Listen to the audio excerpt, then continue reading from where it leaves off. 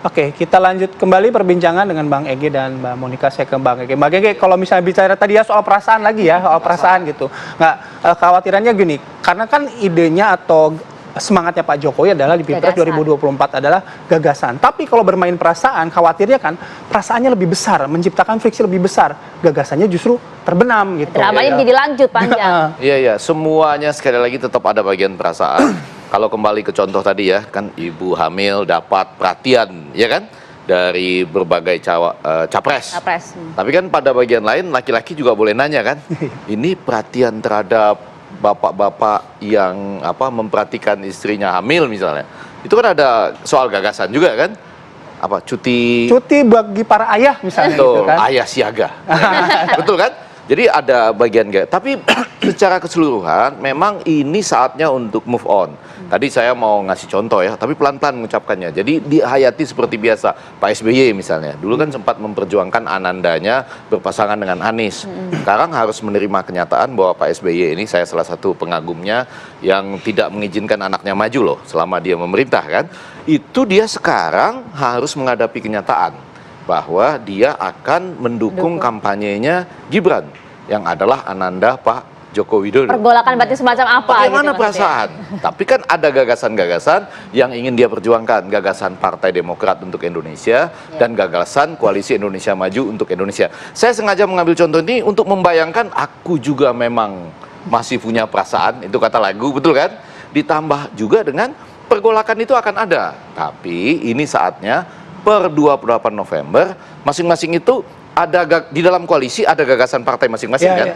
Kalau enggak dia seperti enggak punya warna apapun. Sesudah itu gagasan dari Koalisi Indonesia Maju. Dan menariknya ini yang kadang-kadang kita jarang perhatikan, para capres ini kan juga sedang berusaha menahan perasaan loh kalau mau jujur. Yang paling berhasil itu Pak Prabowo. Coba lihat kalau ngomong kan sedikit-sedikit tuh. Tadi kan ditanya, Pak bagaimana pendapat Bapak soal MK? Ya tanya saja ke MK. Nanti kalau Pak Prabowo itu perasaannya masih terlihat, tapi dalam bentuk humor saat-saat ini ya, agak banyak. Mau tahu soal itu, misalnya. Jadi ada juga kadang-kadang orang menghemat perasaan dengan menghemat cara berbicara. Gitu. Nah itu salah satu cara ya untuk tidak langsung menyatakan sesuatu, tapi mengubah suasananya jadi suasana yang lebih rileks, ditambah dengan melemparkannya ke pihak lain kan. Tadi Gibran yang saya agak terkejut, balik lagi ke gaya bicara lama ya, yang itu kan sudah dijelaskan. Berbeda dengan pada saat berpidato ya? Iya, itu kan sudah dijelaskan oleh Pak Komar, Bu Puan, ya kan?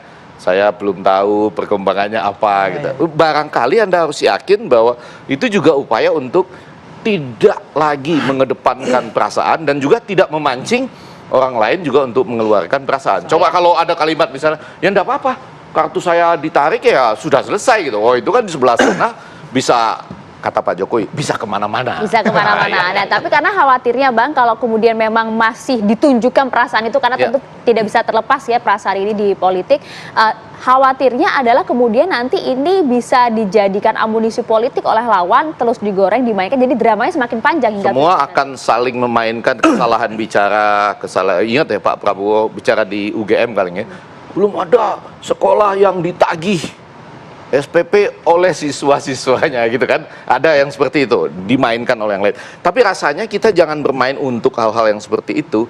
Kita sekarang betul-betul ke depan selalu mempertanyakan, kalau ada kalimat ini dan itu, apa sih gagasan utamanya gitu.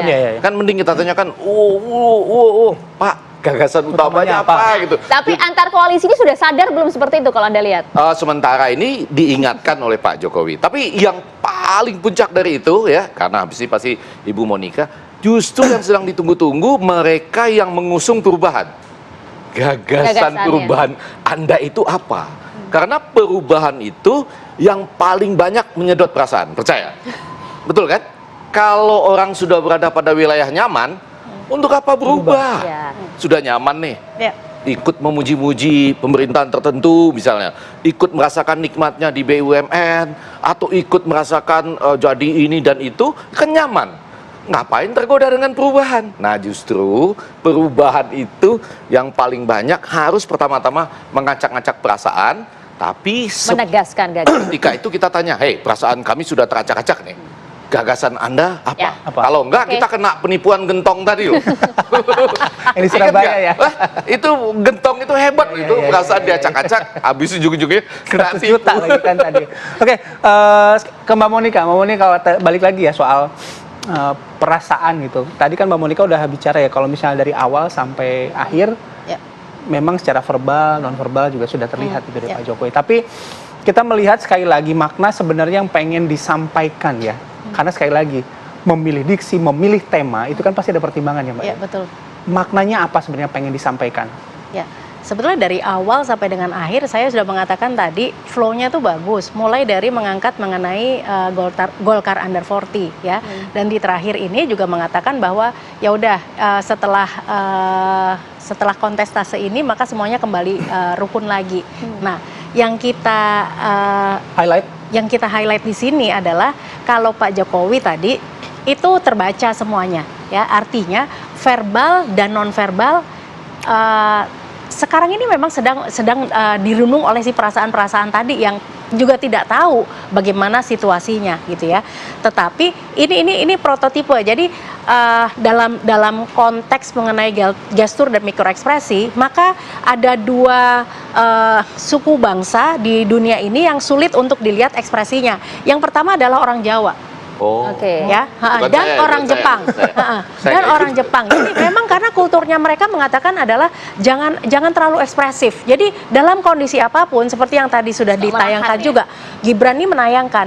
Tetapi Pak Jokowi sudah mulai lepaskan, semuanya udah bisa kebaca. Tetapi ketika Gibran ditanyakan mengenai statusnya gini, ini tidak menjawab apa-apa, tapi seperti Pak Prabowo sekarang udah mulai mengalihkan ke hal yang lain.